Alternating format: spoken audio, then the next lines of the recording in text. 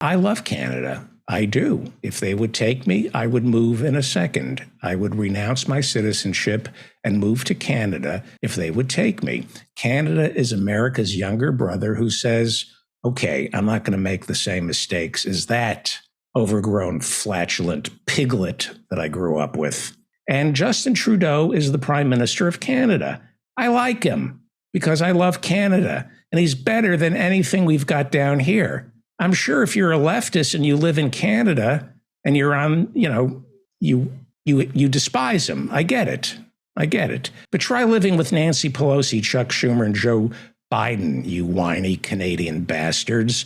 You couldn't last 30 seconds as a leftist living here in the States. Come to America, you leftists in Canada.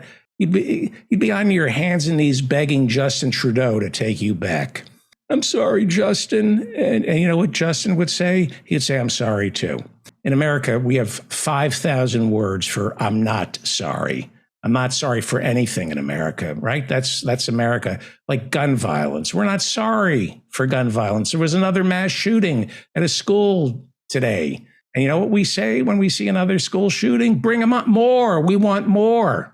Canada, a little different. After an assault-style weapon was used in a mass shooting in Nova Scotia 2 years ago, Canada banned 1,500 types of assault-style weapons.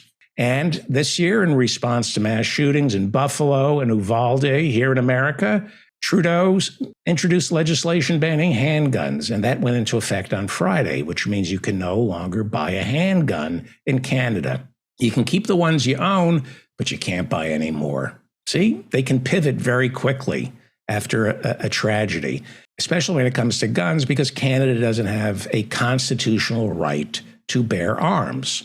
The same way we don't have a constitutional right in America to bear arms. We think we do, but we don't.